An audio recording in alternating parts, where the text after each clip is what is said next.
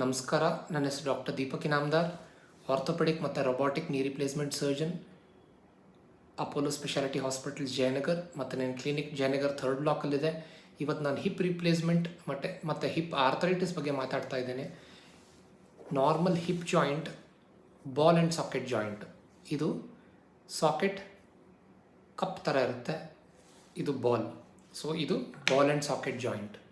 ಈಗ ಕೋವಿಡಲ್ಲಿ ಏನಾಗಿದೆ, ತುಂಬ ಇನ್ಸಿಡೆನ್ಸ್ ಆಫ್ ಹಿಪ್ ಆರ್ಥರೈಟಿಸ್ ಶುರು ಆಗಿದೆ. ಎವ್ಯಾಸ್ಕ್ಯುಲಾರ್ ನೆಕ್ರೋಸಿಸ್ ಅಂತ ಹೇಳ್ತಾರೆ. ಎವ್ಯಾಸ್ಕ್ಯುಲಾರ್ ನೆಕ್ರೋಸಿಸ್ ಅಂದರೆ ಬಾಲಿಗೆ ಬ್ಲಡ್ ಸಪ್ಲೈ ಹೋಗ್ಬಿಡುತ್ತೆ. ಆವಾಗ ಏನಾಗುತ್ತೆ, ಬಾಲು ಶ್ರಿಂಕ್ ಆಗಿಬಿಟ್ಟು ಆರ್ಥರೈಟಿಕ್ ಆಗೋಗ್ಬಿಡುತ್ತೆ. ಆ ಬಾಲು ಆರ್ಥರೈಟಿಕ್ ಆಗಿರೋ ಬಾಲು ಸಾಕೆಟ್ನ ರಬ್ ಮಾಡಿ ಇದನ್ನು ಡ್ಯಾಮೇಜ್ ಮಾಡುತ್ತೆ. ಇದಕ್ಕೆ ಎವ್ಯಾಸ್ಕ್ಯುಲಾರ್ ನೆಕ್ರೋಸಿಸ್ ಅಂತ ಹೇಳ್ತಾರೆ. ಕ್ರಮೇಣ ಈ ಆರ್ಥರೈಟಿಸ್ ಹೆಚ್ಚಾಗುತ್ತೆ, ಹಿಪ್ ಪೇನ್ ಶುರು ಆಗುತ್ತೆ. ಆ ಹಿಪ್ ಪೇನ್ ಶುರು ಆಯಿತು ಅಂದರೆ ಈ ಥರ ಫುಲ್ ಡ್ಯಾಮೇಜ್ ಆಗೋಗ್ಬಿಡುತ್ತೆ.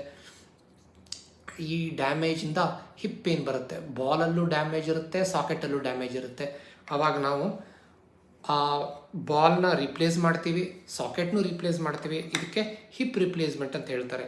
ಆ ಬಾಲ್ ಸೆರಾಮಿಕ್ ಬಾಲ್ ಯೂಸ್ ಮಾಡ್ತೀವಿ. ಈ ಥರ ಪಿಂಕ್ ಕಲರ್ ಇರುತ್ತೆ ಮತ್ತು ಸಾಕೆಟ್ ಇರುತ್ತೆ.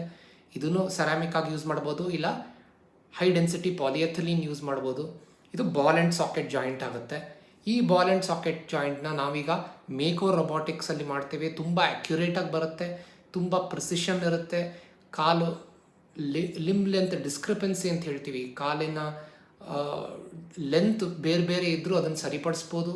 ಆ್ಯಂಡ್ ಸ್ಟೆಬಿಲಿಟಿ ತುಂಬ ಚೆನ್ನಾಗಿ ಬರುತ್ತೆ. ಕಾಂಪೊನೆಂಟ್ ಅಂತ ಹೇಳ್ತೀವಿ, ಕಾಂಪೊನೆಂಟ್ ಓರಿಯೆಂಟೇಷನ್ ತುಂಬ ಚೆನ್ನಾಗಿ ಬರುತ್ತೆ. ಅಲೈನ್ಮೆಂಟ್ ಆಗಲಿ, ಲಿಂಬ್ ಲೆಂತ್ ಆಗಲಿ. ಇದು ಮೇಕೋ ರೊಬಾಟಿಕ್ ಹಿಪ್ ರಿಪ್ಲೇಸ್ಮೆಂಟ್ ಅಂತ ಹೇಳ್ತೇವೆ. ಸೊ ಇದು new ball and socket joint ಆಗುತ್ತೆ. Thank you.